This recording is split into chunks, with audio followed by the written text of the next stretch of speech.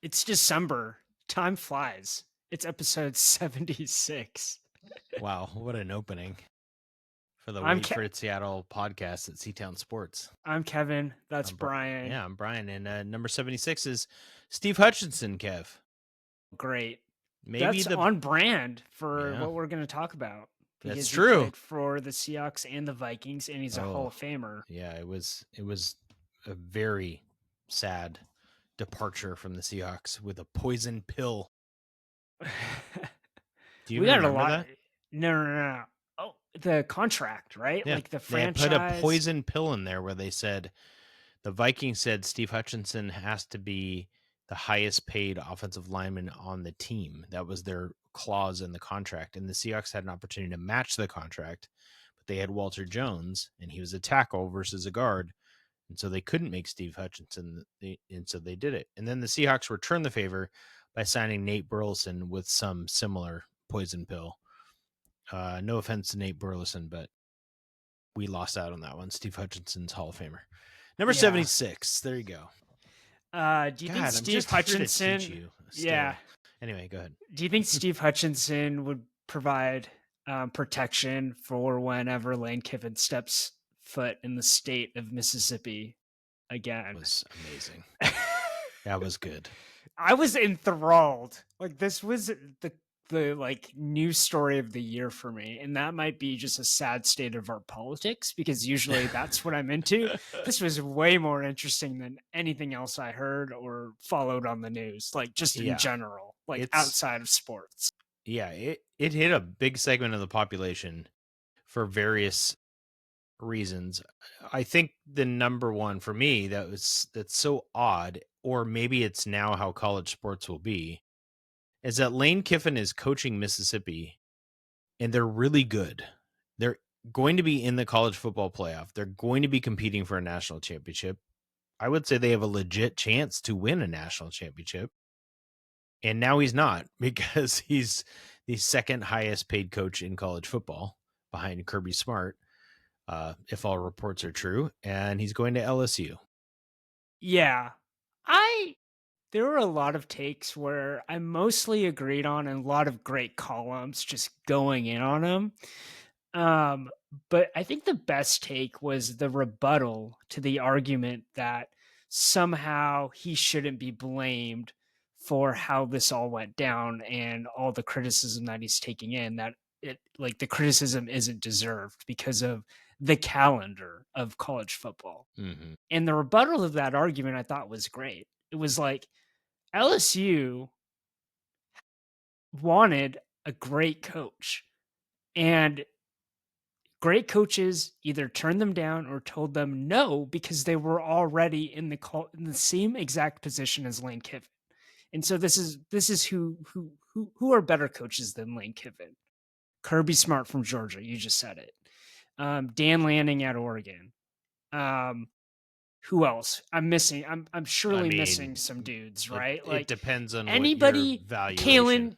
Kalen DeBoer at Alabama. Yeah. Like, anybody that's in contention right now, and all of those guys said no because they're already at programs where they're bringing them to what the whole point of this all is like to win a championship, right? If you're a coach, right? And so it's so weird to me that people are saying, well, forgive him. You know, like, he was put in this impossible situation because LSU did such a great job and he left. Like, I don't think it's a once in a lifetime opportunity either. I don't buy that. Like, LSU's going to cycle through another coach if it wasn't him. Yeah. I just don't get it. No, I mean, it's all relative. So I believe he was making $9 million at Ole Miss, and now he'll be making 13 at LSU. I mean, at that point, what's the difference? I don't want to judge people, but like, it's both a lot more than I have. Are you going to be happy with that $4 million extra to go to LSU? Maybe. There's so many things. Like, he told his staff, get on the plane or you don't have a job, and then no one came with him, basically. I read, I don't know what's true on Twitter, so like, he left or even like the reporting. He left his dog, maybe. There's a dog that got left in Old Miss. I don't know what's happening, but I just can't, like, college football is just this whole thing that happens between, like, mid-November through, like, right now with all these coaching changes while the season is happening, quote, unquote, "the season," like, there's a bowl game, but now because of these coaching changes, like, some bowl games just become lame. Um, a but lot, a lot of the time. there's no other equivalent. Like, it just coaches don't well, this happened in March Madness, right? One coach no, coaches don't get, like, fired and then they make the NCAA tournament. Or didn't that happen last year Eh, with, Long Beach State? They fired their coach and then they Dan won the Monson, former Gonzaga yeah, coach. and then Yeah. they won the conference Yeah, yeah, tournament, yeah. right? And he still coached them all the way through. He But, did like it. Football's different, right? Like yeah, football, it just has this culture now of guys bailing, whether they're coaches or players. Like but so many. college football specifically, like, Yes, that's what I'm no saying. other level, yeah, They're bailing out on bowl games left and right. This has been happening for years now, but it's yeah, getting worse and worse. And now guys are like not playing it. I mean, last year we had it where guys weren't playing in the college football playoff. Now coaches aren't coaching when their team has one loss and has a chance to win a national championship. I think you hit it. Like, what is the point? I guess if the point is just to get more money and more fame, cool. But like that doesn't seem like the point of sports, at least not to me. yeah. Maybe I'm naive. My last point is that he and this is a connection for Seattle people, but um Kiffin made it a point to say that Nick Saban and Pete Carroll advised him to take the job. And it's like, no, they like were a sounding board for you. Yeah. Like, you are a grown man that makes decisions, and me and you have made decisions in our lives where we take responsibility for those decisions, good or bad. And it sucks, like, to hear someone just kind of like shift the responsibility of like it. I would have had more respect for him if he had just said, "Yeah, I wanted to coach at LSU. Like, Yeah. it's a better job than Ole Miss." Yeah. Right. Like, I think the players would have, but to kind of just shift the blame to other people, I just thought that was kind of lame by lane. It's kind of the problem with college football, though, and this will a little segue us into Jedd Fish Yeah. of you're constantly a used car salesman. You're constantly selling something to recruits. Like this is the greatest setting, right? This is the best thing until I go take another job. So like Jedd Fish was selling everybody on Arizona and then he took the Washington job, right? So Yeah. then all of a sudden it was like come to Washington. And in fairness, McMillan, who's doing great on the Panthers, and Fatita, right? I think was the quarterback back Yeah. then, Fafita. Yeah. or maybe he still Fafita. is. But like they both didn't go, and that was a big deal. Because they were kind of like, no, we were sold on this place, and we like this place, and we want to do something here.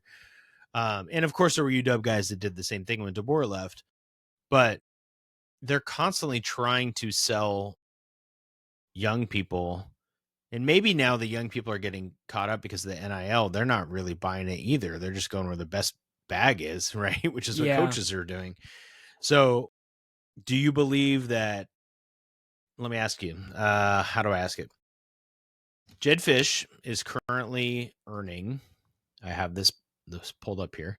He's the 22nd highest paid coach in college football, which I think would surprise some people. He's making $7.5 million per year. He makes more than Marcus Freeman at Notre Dame. That's incredible. He makes more than Kirk Ferentz at Iowa, Sonny Dykes at TCU. He makes more than Kyle Whittingham at Utah. He makes more than Sharon Moore at Michigan. We could go down the list, right? So, I don't know if there's really that many like bigger programs than that. But he's, right below Cristobal and Signetti and Bielema, all these good coaches. So do you believe two parts that Fish had opportunities to go somewhere else in this coaching carousel, or do you think he did not? Let's start with I that. I definitely think that there was a chance, and I don't think anyone was going to argue that. So a report came out over the weekend, which I think the Kiffin stuff kind of overshadowed this, but there was a report that came out on footballscoop.com saying that Florida reached out to Fisch like in the past few weeks, right? Mhm. And it didn't go as far to say that he interviewed for the job. So sometimes you'll see reports that say so and so interviewed for the job, didn't get it, or they, wasn't the primary candidate. But there was definitely like back and forth on it. I wouldn't be surprised if UCLA looked into him. Um, Other than that, I couldn't imagine like for the real big eh, Like, there's Florida no fans. Like, I don't think Penn State was looking yeah, into there's him. I no don't, linkage to him yeah, with Penn State. or LSU. Like, there was no Right. worry about that. So So do you really yes, believe that he was a candidate at these places, or do you I think think at Florida he for sure was considered. I don't know. Like, this is pure speculation, but I don't know how serious that was. Right? I kind of thought of him really similar to how Jim Mora's name always came up for Mhm. UW openings. So there were, I think, during the Sarkisian, when they hired Sarkisian, when they hired Coach Peterson, and then again, actually, when they hired after the Jimmy Lake debacle, like Moore's name came up every single time because he was an alum, because he had connections to Seattle. But for whatever reason, like the timing wasn't right, or he wasn't that great enough of a candidate compared to who else was on the list at the time. But his connection was that he was an alum, and like there was a familiarity there. And I think the same thing is happening with Fisch, where his name will always be brought up, but it won't ever be like the number one, number two, or even the number three, like on their list at any given moment. Like it, Ironically, did you see the clip of Nick Saban reacting to Jim Mora taking a no, job? was he surprised? So he's at UConn, and where did he take a job again? Do you remember? Oh God, Colorado State. Yeah. Colorado State. And he was on Pat McAfee, and Pat McAfee broke the news. He said, "Did you hear this?" And Saban's like, "He shouldn't do that. That's a bad decision." McAfee's like, "Oh no, he already did it." He's like, Saban's like, "Well, I think he's a really good coach. I don't know that that's the best choice. Like, I don't know if he thinks UConn's a better program or what the reaction was, but Yeah, that's interesting. Mora's It's still jumping around. yeah, Maybe he'll be a candidate when Fish leaves in a year." Speaking of Fish and the evaluation of him, I think some Husky fans, in fact, I know it because I've read through all your replies of all your tweets because it's fun for me. People are crazy. Some people are like, he's absolutely not a candidate. He's not doing anything, right? What is he doing? He has a 14-11 record overall in 2 years. yeah, Some people would say he's a great recruiter. He's a GM. He's a culture builder. We can't afford to lose him. We went from 6 wins to 8 wins, hopefully 9 wins this year. They're building. They have a good recruiting class next year. So of course he was a candidate. Florida would love that, Where do you stand on this clear dichotomy yeah. in the Twitter sphere about Jedd Fisch? You're gonna. I mean, I'm more toward the camp of he's doing a good job, and some people try to take he's doing a good job to mean he's doing a great job. And maybe what I've Well, you did have a said. tweet that said Yeah, remarkable. yeah. I said a remarkable turnaround, Yeah, right? yes. From where it was. And I think that's a lot different than me saying this is Coach Peterson, which I also didn't say. Uh, but You don't have to be on here yeah, defending yourself, Kev. You're putting good. that putting that aside, uh, I think the best way to think about it is to compare him, like compare it to what we know are like clear what's on the clear end of one end of the spectrum and the other end of the spectrum, right? So if Coach Peterson is like the ideal, right? Like longer than 4 years, a great coach on the field, a great coach off the field. Like that's like the ideal. I think so. If we can agree on that. I totally agree. I And think he then is the ideal. Yeah. the worst case scenario is like Jimmy Lake. Like bad on the field performance, bad off the field. True. He did yeah, he Yeah. like pushed a player or something Yeah. or whatever it was. Allegedly, Yeah. right? Yeah. So Well, we there's saw the video of he yeah. pushed a player, but whatever that meant, right? Yeah. Like, Yeah. there's these two ends of the spectrum. And I think Fish is like more towards the Chris Peterson. Like he's not great on the field at coaching, but he's also not horrible. And people were comparing him to Sark, like early, like Sark's tenure. Sark got to 8 wins like maybe once in his whole 6 years at UW, 5 years at UW, whatever it was, I right? mean, you can't really. It's not apples to apples because of the schedules, right? So my pushback on you would be Jedd Fisch has 8 wins, and who are their first 3 games against? Yeah, I get I it, but mean, also Jedd Fisch is absolutely in the terrible Big programs. 10, dude. We played Ohio State this Yeah, year, played Michigan on the road. Like anytime you'd have those two guys and Oregon, like the schedule's much tougher. And even though he hasn't won games, and this is the knock, right? Like to get to DeBoer territory, to get to Chris Peterson territory, you need to win games you're not supposed to win. And that's like his knock. Like he hasn't done it yet. Um, and I think there's a hope that he can do it next year, right? And whether we're okay for waiting with that. And like it's just this whole issue because it's like, well, if you're not happy with them, then you have to replace them. But we're all watching this whole thing go down. Like you're really going to tear it down again? Like it's probably not worth it. Like ride it out. Like you have Damon Williams, you have all these weapons, you have the recruiting classes coming in. You have something you're building towards. It's not worth it. It's not worth it to rip it down, even if he's a 9 to 10 win coach, right?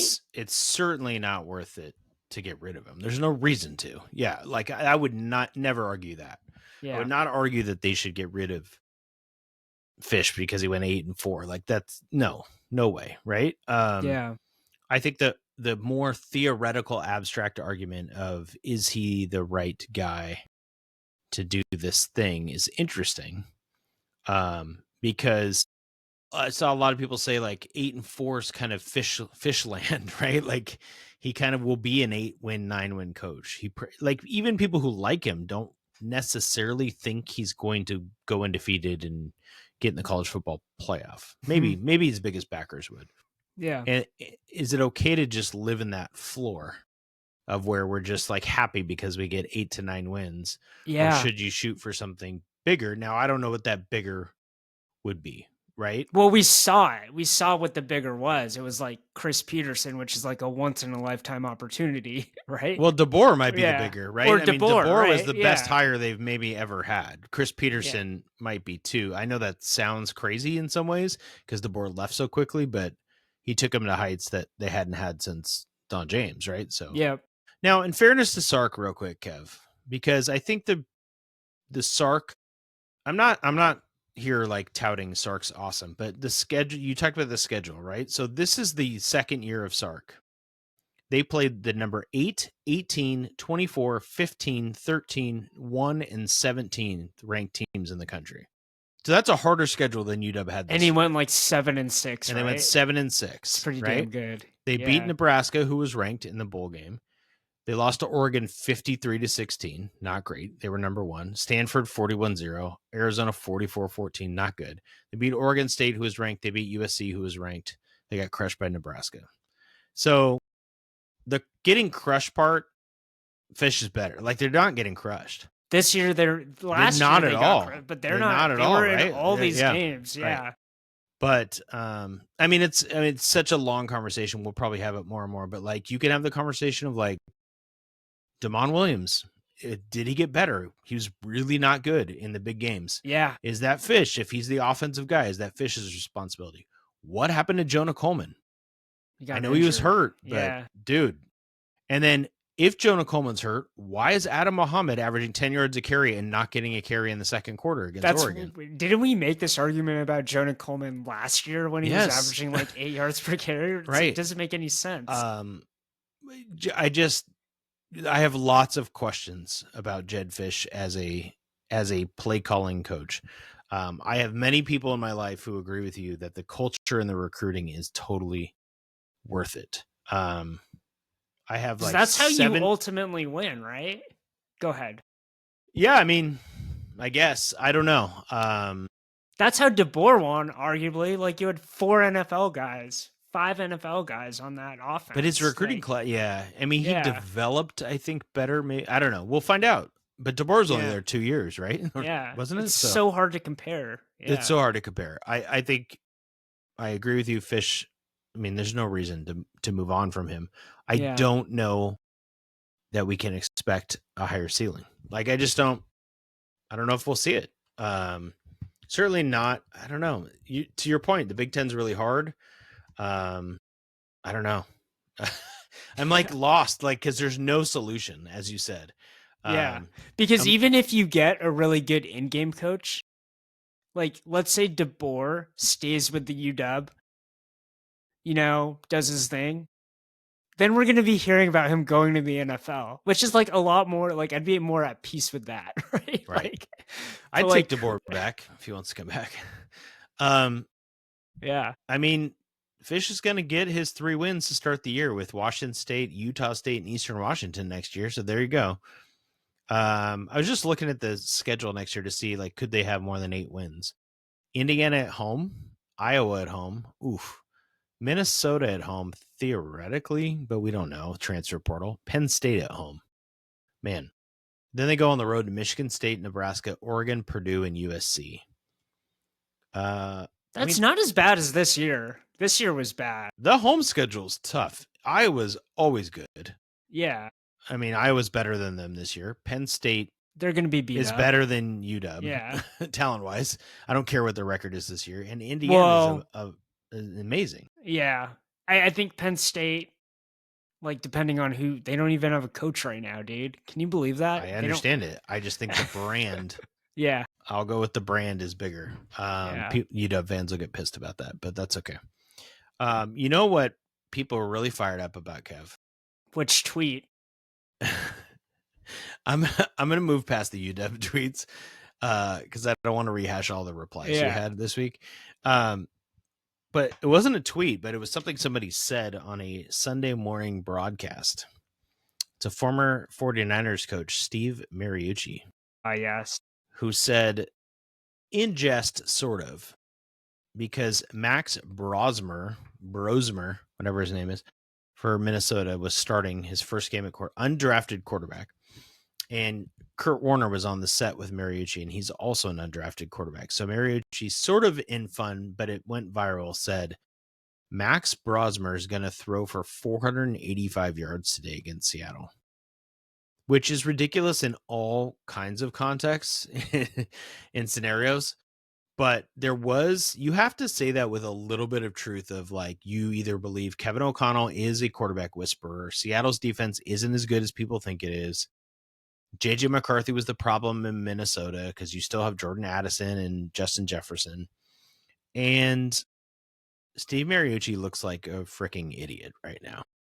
Kev, it didn't go well for Max. Okay? Oh, man. So let me tell you how well it didn't go. That's a dumb sentence. How bad it went. I don't know what he threw for, 100 yards or something. He had 4 interceptions. He was so bad, and the Vikings have been so bad on offense. I have 2 amazing facts that everybody needs to know.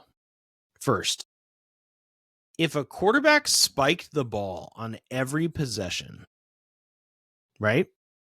In this game? In any game. They'd have a quarterback rating of 39.6. How does that work? I don't know. Nobody knows, Kev, but, like, let's just, right? Now put this in perspective. Brosmer had a quarterback rating of 32.8, 7 points lower than if he had just thrown the ball into the turf on every possession. JJ McCarthy was also below that number at 34.2 the week before. The Vikings are in trouble. I get how it works because Brosmer threw interceptions. Right. So they're negative. You spike the ball, they're worse. They're worse off, right? Which they were. He threw one of the worst pick sixes in the history of football. He's falling down underhand throws to no one other than Ernest Jones, who returns it for a touchdown. It's kind of like when atrocious. You pick up Madden for the first time and you just play all Madden, and the defense is you're going against the computer and you're just getting dominated. It was silly. And the broadcast is kind of getting excited for him. He's at Minnesota and he did this. I mean, they're trying to tell a story. They're not really. This is how bad the day was for the Vikings. DVOA, which we've talked about before, metric that says how good a team is or not, right? It's advanced metric. They said it was the worst offensive game of the entire franchise history for the Minnesota Vikings on Sunday. They've never had a worst offensive game. Now, part of it's the Vikings.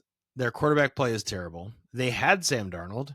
They also had Daniel Jones at one point last year, both not on the team. It's so bad that they released Adam Thielen today, who was inactive on Sunday. They traded a 4th and a 5th rounder for Adam Thielen in the offseason, who's playing in his last season in the NFL. Everything's bad for the Vikings. But I think we have to assume that some of this is the Seahawks. If not, maybe not all of it. Poor Max is pretty bad. The Seahawks defense is really good, Kev. Really good. Would you characterize them as bullies after watching this game? They play like bullies. They hit people. They love hitting people. Can I give you some stats for the Seahawks? They are 4th in sacks in the NFL now. They're 2nd in quarterback pressures. What's amazing about it, and they talk about it every broadcast, they overdo it, but they have the 7th lowest blitz percentage in the NFL at 18%. So they do rush with 4 a lot. The 4 of Murphy, Leonard Williams, Lawrence, Nwosu. You also throw in Mafe and Derek Hall, some other guys in there. Reed is hurt, but those 4 of Byron Murphy, Leonard Williams, Lawrence, and Nwosu are incredible. They get the 2nd highest hurry rate in the NFL by blitzing the 7th lowest. So their defensive line, I told you this before, my buddy said it might be the best in history. It really might be. It's incredible. They also, though, a lot of times when teams rush the quarterback really well, they don't do something else well. They're 4th best in yards per attempt against the rush at 3.8. So they also stop the run. They're the 2nd best in drives ending in scoring chances. So people can't score on them. They also can't throw on them. They get sacked. The defense is incredible. So here's my question to you. Is the Seahawks defensive unit the best single unit in the NFL right now? I thought you were going to say in the history of Seahawks franchise. I'm not going there. No, I'm not going there. I think yes. I think that's been the answer the past, 6 weeks? Yeah, I mean, even against the Rams, right, when they lost, yeah, the defense was awesome. They got the put defense in kept them in terrible that game. spots. Yeah, they got put in terrible spots, but they were really good. Yeah. I think the other candidates would be Rams offense, Cowboys offense, Colts offense, Bills offense. So if you took an offensive unit, it would be one of those 4, which is weird. It's not the Chiefs. Yeah, I was just going to say that. They're not Eagles or the Eagles. Yeah, neither. The Chiefs are 6-6, right? Their offense is not doing it. I think there are other defenses that are really good. Houston's defense we've seen. Denver has a really good defense. Cleveland, Philly, all great defenses. Those stats I gave, I think you can make the argument the Seahawks defensive unit is the best unit on any side of the ball in the NFL right now. It's the best single advantage one team has is our defense. Every time you said unit in the past 2 minutes, I kept on thinking of G-Unit. Yeah, that's great. That's a throwback. Yeah, that's some great analysis, Kev. That's really good. That's what happens when you don't watch the game. Yeah, I was listening to the game on YouTube TV on my drive back from Fresno. But it was cool to see the little score ticker pop up because I'm also, talking on the drive back with the wife, and you just see the little thing pop up, and it's like, oh, the Vikings still have not scored. What's going on? It's the 3rd quarter. 0 points is crazy in the NFL. Yeah. I don't care. I mean, they have Justin Jefferson and Jordan Addison at receiver. They have Aaron Jones and Jordan Mason at running back. It's a really hard thing to do. Yeah, I don't care how bad your quarterback is. Like those are elite dudes. So who's up next? They play the Atlanta Falcons minus Michael Penix on the road. It's kind of a tricky game. I was going to say trap game. Well, Kind of. Bijan Robinson's so good. Kirk Cousins? But I feel like they're going to absolutely destroy Kirk Cousins. Yeah, he He seems can't like he's move. throwing And ducks. quarterbacks who can't move really struggle against the Seahawks. Because, I mean, it certainly was true in the past. This year, I feel like, I mean, Stafford actually moves better than you think, but he's just so, he's the MVP of the NFL right now. So he's playing at an elite level. But like even Cam Ward was giving them trouble because he was scrambling, and Kirk Cousins is not scrambling. So I think it'll be it's a fun game. I mean, they gotta just, they're tied for first because the Rams lost. They've got to go win. I mean, they certainly need to beat the Falcons, but they need to run the table. Go get the 1 seed. You have the best defense in the NFL. Go get the 1 seed. I'm in. And most importantly, Kev, the Seahawks hit. They're over. Everybody's a winner. There you go. All right. Here's the segment we're going to do. I'm going to call it Seattle Snack Pack. I saw on Amazon for Black Friday, there's this like snack pack you can buy. And it was like 50 snacks. And it was like $25. It was like Fun Dip and chips and crackers. And I'm like, this can't be $25. But it really got me thinking that snack packs are amazing. That showed up on your Amazon algorithm. Like, you opened up your Kev. homepage. Oh, yeah. Yeah, snacks are going to show up. You have to pick a number between 1 and 5. If you really want, you can tell me a jersey, like a player in Seattle sports history, and I'll see if I know the number, but it's got to be a 1 to 5 number. Easy. Oh, this is more fun now. Yeah, and then I've randomly put them in an order, and then we will time it. It'll be a speed round, snack pack, 1 minute. I'm going to time it that we have to. I'm going to start, and then you're going to react, and we only get 1 minute to do it. 5 topics. Okay, so give me a number. I pick a number, Seattle sports history, and then you say something, and then I have to give you my take. Yeah, but maybe you don't even get a take. Depends on if time runs out. All right, we do have a timer on our little recording platform. So that's true. Good point. I don't even need my phone out. Yeah. Here we go. Alex Rodriguez. Oh, number 3. Okay, number 3 this week is your Seattle Kraken, Kev. The Seattle Kraken have lost 3 in a row. I was all excited last week. It's such an up and down thing. I know. It's a long season. But here's the thing I want to point out. They don't score goals. We've talked about this, right? I know you don't watch hockey, but you remember me saying they have trouble scoring. I understand that, yeah. Okay, Dallas and Edmonton, 2 good teams at home this week. We were 0 for 11 on the power play. But that's pretty bad. That's so bad. You have a man advantage, and in one case against Edmonton, they had a 2-person advantage. And they couldn't score. Could you imagine? Why don't they? Someone had to write an op-ed on this. There. Yeah, someone had to have to write an op-ed on this about how basketball would be so much more fun if they had a power play aspect. Like, could you imagine LeBron fouls someone and then you get 5-on-4 for like a minute? I don't know if I'd like it, but I like the idea. I like your thinking outside the box here, Kev. That's good. Yeah. That's good. Anything else about the Kraken? No, they just need to score some frickin' goals. All right, give me another number. Dude, that was awesome. DeMond Williams. Number 2. Number 2 is your Washington Huskies men's basketball team. Made an announcement. They're going to retire 2 jerseys. 2 German greats. Detlef Schrempf and Christian Welp.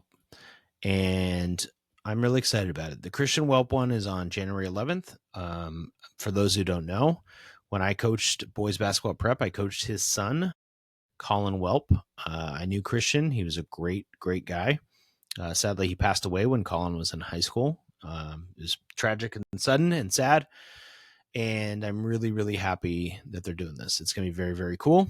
So go get your tickets to either game to support 2 Husky greats. It's very cool. They're going to be up in the rafters. That's awesome.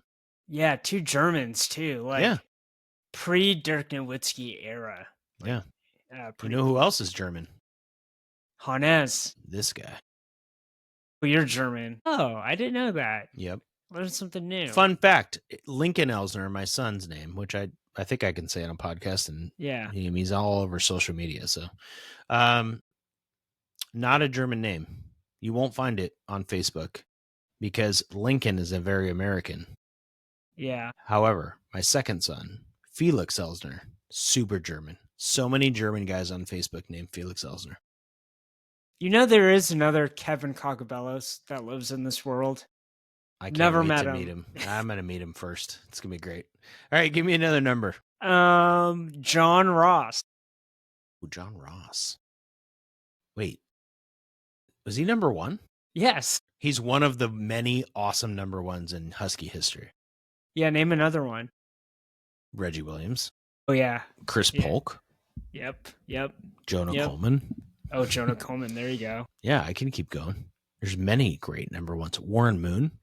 All right, number one. Let's talk about your Seattle Mariners infield options. We'll maybe go a little over a minute, but we'll try to keep it close. It's off-season time. There's a little chatter. You put a couple links for me to look at. It's really just people coming up with things to talk about, right? There seems to be a little smoke towards a Polanco reunion, but I haven't really seen a source say that. It's just people thinking it makes sense, I think. Yeah. But Polanco's not playing. I mean, I guess he can play second base, but he's going to be a DH if they resign.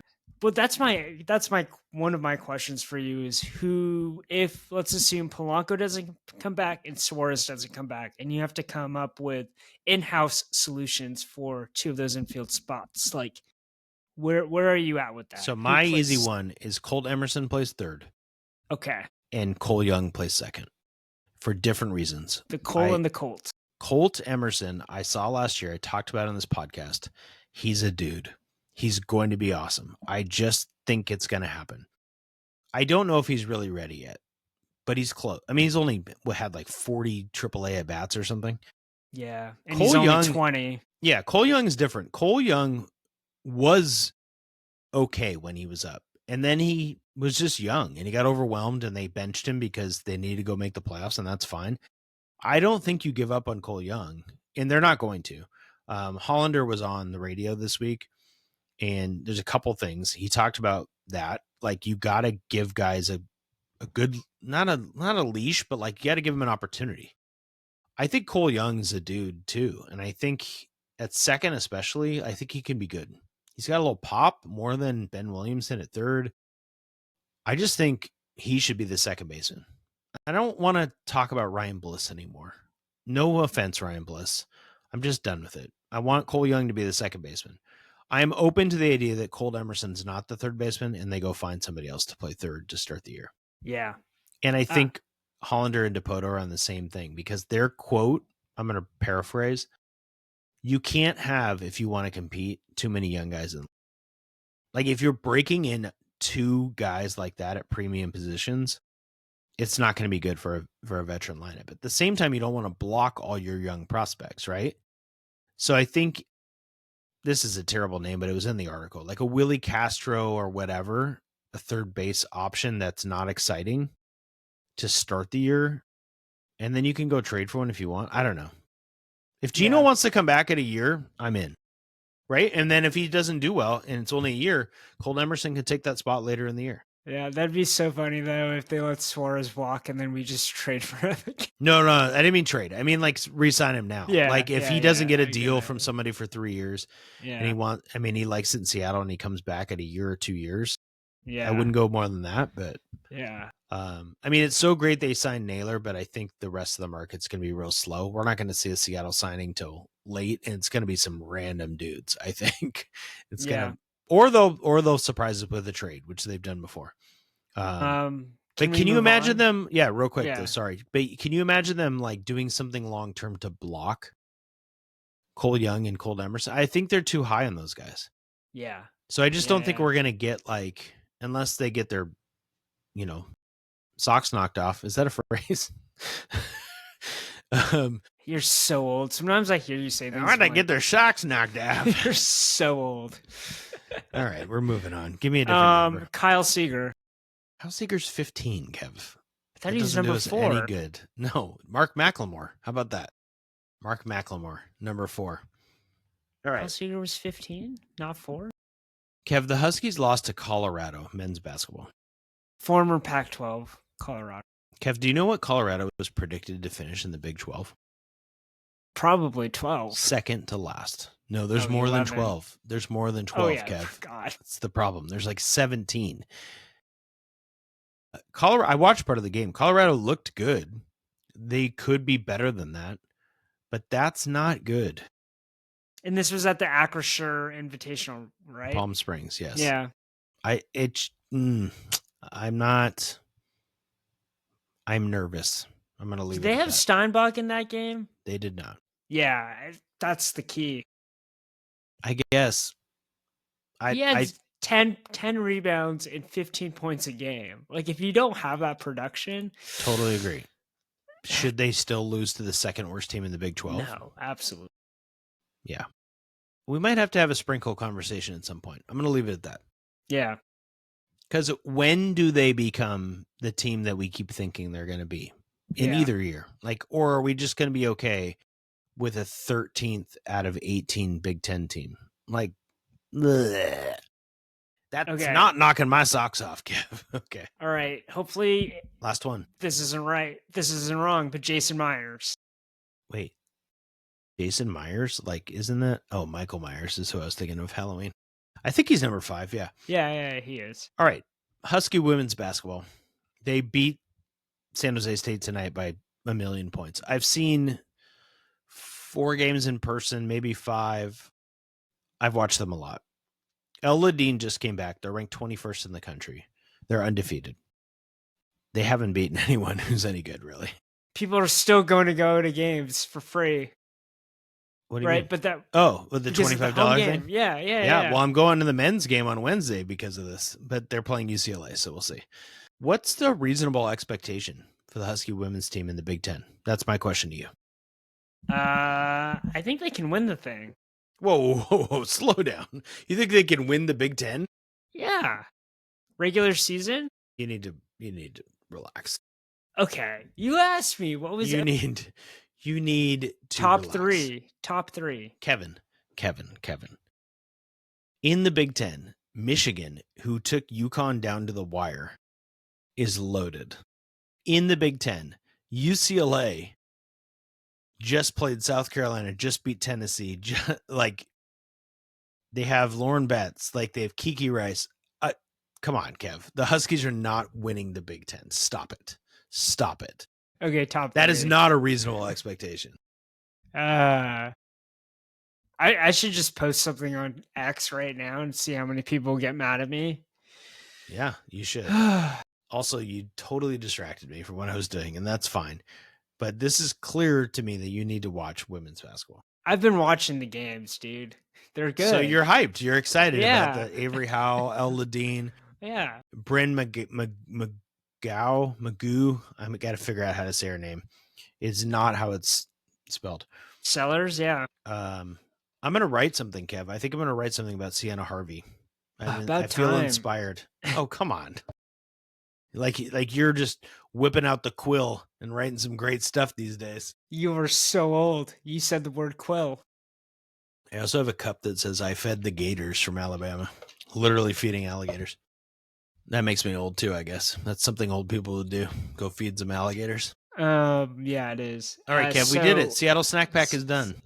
That was a great segment. Yeah, I think so too. I have another segment for you. We used to do quick hitters, and then we got that was kind of a quick hitter, yeah. Yeah, we're gonna try and stick with this because I think I never know what to do when I want to talk about the Kraken, but not for a long time, or like a soccer thing or something. Yeah, I think we just do Seattle Snack Pack.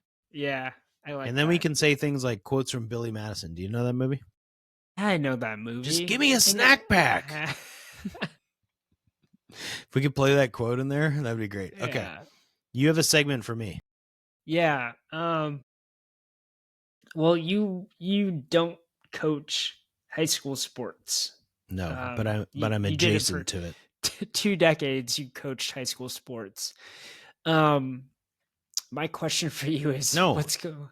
Give me the name of the segment, Kev. The name of the segment is what's going on, what's happening in youth sports. Yeah, and if you put it in ChatGPT, you get a bunch of possible other names. So you ready? How about the Young Guns update? How about from the park to the pros? How about Playground to Prime Time? These sound like my album names if I ever were to become a Next Gen rapper. Sports Report. Youth Sports Rundown. Okay, here's the idea. You're asking me what's happening in youth sports. I'm around youth sports a lot. I have 2 kids who've done youth sports. Sometimes we're going to just do this for a while now, Kev. I'm going to make you engage with me on this. Listen, yeah. Sometimes I'm going to give you old stories because I got some stories banked. But here's what I'm going to talk about right now. And I think you're going to agree with me. When I coach CYO basketball and a game ends before us and we're going to warm up, without a doubt, every single time, no matter what gym you're in, the parents, grandparents, and everyone just walks onto the court. They go on the court as if there's not another game happening, as if their child and the hug they need to give them after their stupid CYO game, no offense. It's not stupid CYO. I just mean like silly is the word I'm looking for. Is the most important thing in the world. There's a team warming up. People will walk through layup lines as if it's not happening, completely oblivious, to go make sure their little Timmy gets his Gatorade or his bag or something like that. Can we stop? Can we have some decorum in youth sports? Can we have a little awareness that there are lines? There is a basketball court. You have stands. Walk around the court, go tell your kid I'll meet you in the lobby or outside after they talk with their coach. Please don't walk across the court. And even worse, please don't linger on the court and have a conversation in the middle of the layup line. What are we doing? You know what you need? A very aggressive volunteer gym monitor. Yeah, it's me. That's the problem. So I just look at people and go, we're warming up. I need you to move. And I don't think people like me when I do it, but I don't understand it. Can you just imagine? You're a lawyer. I'm sure you do a deposition at some point. Is that a word that lawyers do? Yeah, I do depositions. Do people just walk into the middle of the conference room as soon as the deposition's over and just be like, oh, sorry, I needed a Gatorade or water out of the water cooler? No. Do people walk into classrooms at the end of a lesson when a teacher's in history class and just start high-fiving their kid and then linger and have a conversation? Actually, they do that sometimes. Yes. Yes. And also people do that at depositions all the time. So people are the worst is what we're saying. Just people. Yeah.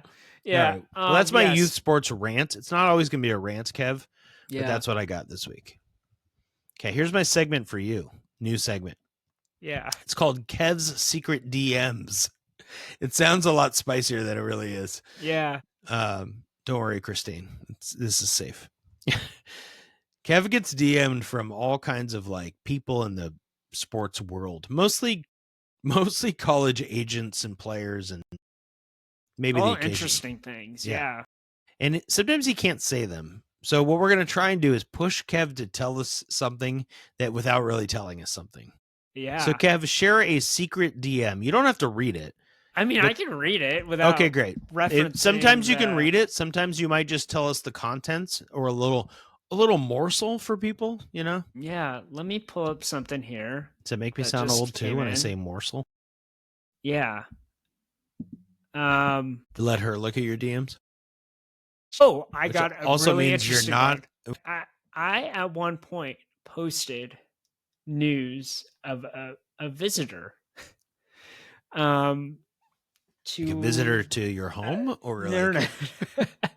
A visitor, recruiting visitor, for the University of Washington. Okay, we're getting more specific. I got a message from a source that would not be wrong, telling me this guy isn't real. We're not really recruiting him. Take your post down. That's amazing. Wait, like the person's not a real person? No, the person's not a real recruit. The person was, I think, appearing to try to be a recruit, which is pretty common. A real thing, right? Yeah. But this was the first one where I couldn't tell. Like, I'm usually able to confirm or tell. and this one was like, this one's weird, but I think it's right. And then within like a minute or 2 minutes, it was like, that's wrong. Take it down.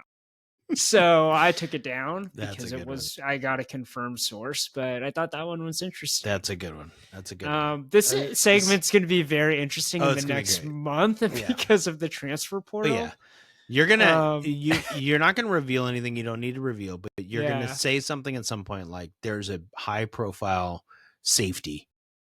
That's all you're gonna say, something like that, or defensive player, whatever I'll you can just say. give it to you. There's gonna be like 2 to 3 flips tomorrow, or on the 3rd.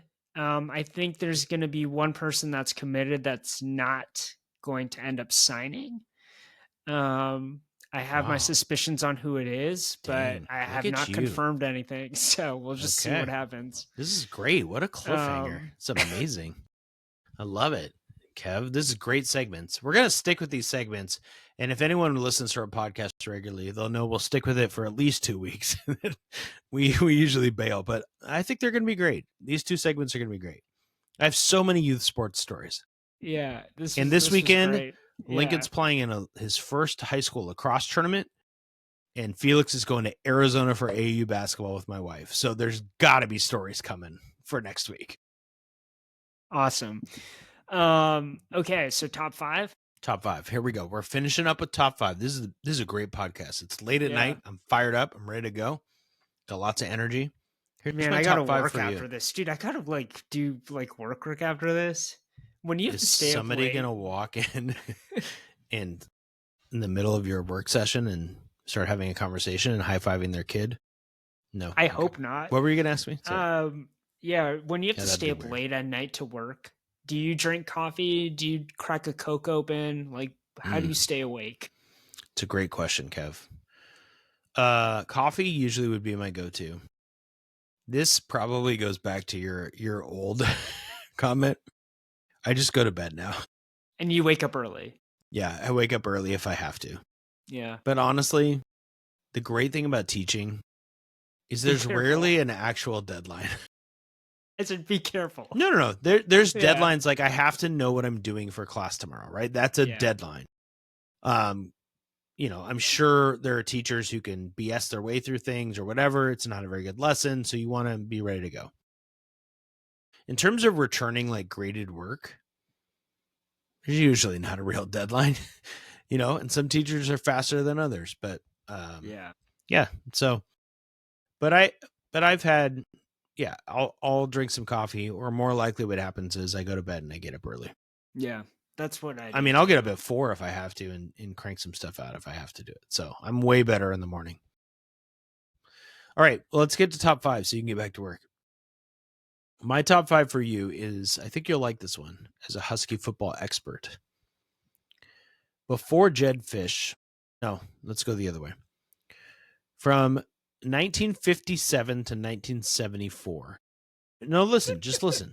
I'm setting it up. It's context, Kevin, as a good teacher would do, introducing a quote in your writing. Yeah. Context. Lead in. The things that our clips lack. Fair point. From 1957 to 1974, Jim Owens was the coach at UW, right? Won 99 games, 18 seasons. Following Jim Owens, Don James took over from 1975 to 1992.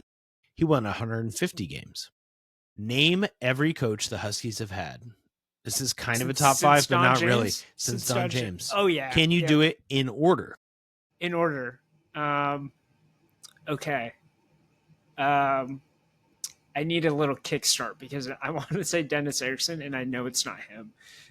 We've talked about this before. Dennis Erickson was never a coach. Yeah. UW. Okay, who was after Don James? Who took over?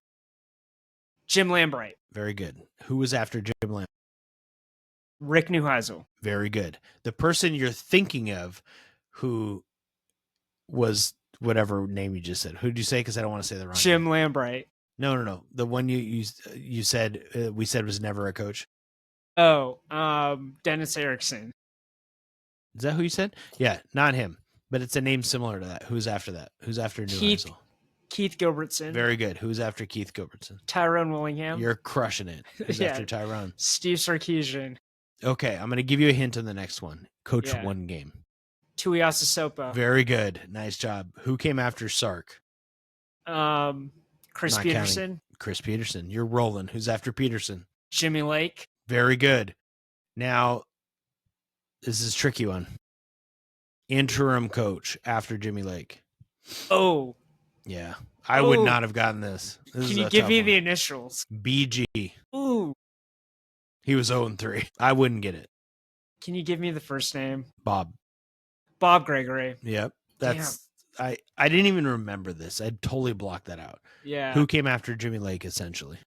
Yeah. Kalen DeBoer. Yep. And then Chris Peter. Sorry. Jedd Fisch. Yeah. Jedd Fisch. Ooh, that's who I want it to be. Okay. The top 5 here, it's not really 5, but it's close enough. Do you know the amount of years the top guys in that list from Lambright to Fisch, the amount of years they coached? Do you get what I'm saying? Yeah. Like the top, can you name? Yeah, give me the top 5. The 5 guys with the most experience, and if you can name the number of years or get close. And it's going to prove a point to me here. Yeah, so Peterson was 6 years. Very good. That's tied with someone. I want to say that's Lambright. Very good. 6 years. You're rolling. You're amazing at Husky football. 5 years was Sark. Very good. Yes. Number 2. And then we've got 2 people at 4 to round out the top 5. Yeah. Neuheisel. Yep. You'll get the other one if you think about it. And it's Willingham. It is. You absolutely crushed that, Kevin. Willingham was here for 4 years? Yeah. Do you think he was there shorter? God. He was 11-37. Can you believe how bad 11 that was? and 37. For 4 years? Robertson was 7-16 in his 2 years before that. Here's my point, though, Kev.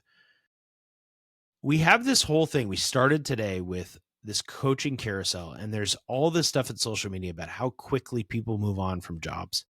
And the longest tenured coach after Don James and Jim Owens in Husky history was 6 years. Yeah. Lambright was 6, and then we had Peterson for 6. That's it. We're not talking about a long time. Jedd Fisch is going into his 3rd year, which is getting close to putting him in the top 5 since then of length of coaching, and it feels like he's just getting started. Yeah. So I don't know if that's an indication of like college football's kind of been this way already. Like if you told me Neuheisel was only in Washington for 4 years, I would have told you you're wrong. I would have said it was 6. Yeah. I would have said Lambright was like 8. Peterson was 8 because it just feels like they were there longer. Because it's really not that long. Coaches stay in programs. So if Fisch lasts for 6 years, he's going to be like a Husky. I don't know if he'll be a legend, but he's going to be one of the longest tenured coaches in Husky history. Like the biggest accident of all time. Yeah, like the guy that everyone thought was going to go within 3 years ended up staying because of the circumstances. Right. Which I think is because of that turnover, also, if he were to win, let's say he wins his bowl game and then he wins 8 games next year, he's in the top 10 in Husky history and wins. That's also wild. He would only be 2 behind Kalen DeBoer, who was 25-3 in 2 years, which is absurd. There you go. That's a fun top 5, wasn't it? Yeah. That's what I'm here for, Kev. I'm here for you. Huskies maybe in the Holiday Bowl. We'll see. That'd be fun. I like the Holiday Bowl. Yeah. I don't want the LA Bowl. I saw they might be in the LA Bowl. What the heck is that? Yeah. I'd rather have them be in the Cheez-Its Bowl. Or the Pop-Tart Bowl. Man, the Pop-Tarts Bowl is so cool with all their mascots. Yeah. Give me some branding. Yeah. LA Bowl? What do I care about LA? If it was the La Brea Tar Pits Bowl, I'm in. La Brea Tar Pits are super cool. Old guy. Yeah, old guy. All right. Well, you'll be a little older when I see you next week. Maybe we'll have a sponsor. I need to get on that. Yeah, you do need to get on that. Are you not going to give me my top 5? Did I not give you? No, Kevin. I want to talk about this before we go. I know we're at an hour mark right now. I forgot. People need to know this. Yeah. Your top 5 Husky concessions. Okay, this is my opportunity to say Husky basketball. Husky basketball. Husky football is not that much better, but I've talked about this before on this podcast, and I got my pen waving because I'm an old guy. Husky basketball, I've gone to one men's game and I think 4 or 5 women's games. And they've been advertising that new fun concessions are coming. They're still not there, Kev. The concessions at Husky basketball games are absolute garbage. This is my opportunity to tell you how bad they are. Okay. At number 5, the nachos. It is the old school Kingdom nachos. Those chips that you buy from Safeway and then they just pour molten lava cheese on top, orange cheese. If you throw the jalapenos on, it's okay, but still. These are Kingdom nachos. Not great. That's number 5. Number 4 is wait, I have to remember my order here. Number 4 is basically any collection of candy they have, because they have like Nerd Gummy Clusters and Red Vines. Twizzlers. Like, yeah. Well, Red Vines, but they're fine. Like, it's solid. You're not going to get sick. You're fine. Number 3 is the popcorn. It's hard to screw up popcorn. This is how bad the concessions are. Boring, not even movie style popcorn is number 3. That's how bad we're talking about right now. Okay. Number 2, the hot dog. It's what I get every time. That's how bad this is. There are no other options. I can get a hot dog or I can get a pizza that looks like it came straight out of like the microwavable pizzas, like the Tony's pizzas that always like the cheese doesn't match the sauce. So there's just like a glob of sauce somewhere that no one wants to eat that bite. Sad. Yeah. When people get the pizza, I just go, oh, every time. Okay. They don't have burgers. They don't have anything other than hot. They don't have chicken fingers, nothing. You go to a Husky basketball game and you're getting a microwavable pizza or you're getting a hot dog. So I get a hot dog. Number 1, the one thing they have going for them is a Minute Maid lemonade icy in a cup. Oh, they have those at the football games and the Mariners games. Those are pretty good. But still, that's our number 1 right now. That's kind of sad because think about what we talked about with the Mariners. Yeah, it's cold outside too. And so the last thing you want is a cold treat. Yeah. Like unless it's burning hot, because you're just, the Huskies play is so hot that you need to cool down. Yeah, the Husky women are scoring all kinds of points. Yeah, but the Husky men, no. I'll tell you how it goes on Wednesday. But even the beer selection at their one beer stand that's open when you go, they got no Georgetown, no Rubens. You're choosing a no-lie, which is fine. They got Coors Light, but they have a no-lie IPA, which is fine. And then the Fremont Lush. They're fine. But can we just upgrade the concessions? What are we doing? No, here's the thing. They're investing money into the roster. Yeah. All right. Then the roster wins, and then we get better concessions. All right. One thing at a time. I did talk about Avery Howell. I was thankful for last week. And if that means that we're paying her money to come to Washington, I will eat a hot dog. That's fine. I'm in. Yes. Good. Great. Good. All right. Well, I'm looking forward to hearing what you're going to eat on Wednesday's game. Yeah. I'll tell you if the men's concessions at a big game are different. They might be. Yeah. They might have more than one stand open. Yeah. The patriarchy. All right. All right, man. I'll see you next week. See ya.